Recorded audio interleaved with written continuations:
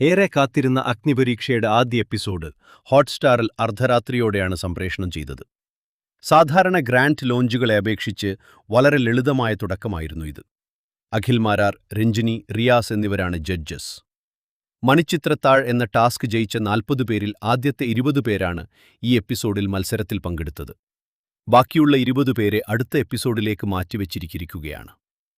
ജഡ്ജസായി എത്തിയിരിക്കുന്ന അഖിൽ മാരാർ, രഞ്ജിനി, റിയാസ് എന്നിവർ മത്സരാർത്ഥികളെ 3 ടീമുകളായി തിരിക്കുകയും അവർക്ക് വ്യത്യസ്ത ടാസ്കുകൾ നൽകുകയും ചെയ്തു.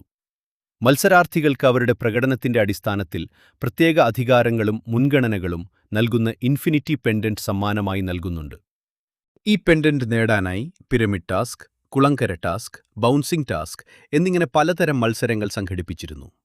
വിജയിക്കുന്നവർക്ക് ഇത് ലഭിക്കുമ്പോൾ പരാജയപ്പെടുന്നവരെ ഡേഞ്ചർ സോണായ ഔട്ട് ഹൗസിലേക്ക് മാറ്റുന്നു. ഈ ഗെയിമിൽ വെറും ഭാഗ്യം മാത്രമല്ല, മത്സരാർത്ഥികളുടെ വ്യക്തിത്വം, നിലപാട്, പെരുമാറ്റം എന്നിവയും ജഡ്ജസ് വിലയിരുത്തുന്നുണ്ടെന്ന് വീഡിയോയിൽ എടുത്തു പറയുന്നുണ്ട്. ആദ്യ എപ്പിസോഡിലെ പ്രകടനം വെച്ച് പ്രണവ്, പാർവതി, ഷിജിൻ എന്നിവർക്ക് ഇൻഫിനിറ്റി പെൻഡന്റ് ലഭിച്ചു. അതേസമയം ആസിയ, പൂജ, റാഷ, ഷിബിൻ, ആരാധ്യ, നയന, അപർണ, ഷാനോ തോമസ് എന്നിവർ ഡേഞ്ചർ സോണിലേക്ക് മാറി. ബാക്കി 20 മത്സരാർത്ഥികളെ അടുത്ത എപ്പിസോഡിൽ പരിചയപ്പെടുത്തും. തുടക്കത്തിലുണ്ടായിരുന്ന സംശയങ്ങൾ മാറി ഇതൊരു മികച്ച നിർമ്മാണമായി തോന്നിയെന്നും വരും ദിവസങ്ങളിൽ മത്സരാർത്ഥികൾ തമ്മിലുള്ള പോരാട്ടങ്ങൾ കടുക്കുമെന്നും വീഡിയോയിൽ വ്യക്തമാക്കുന്നു.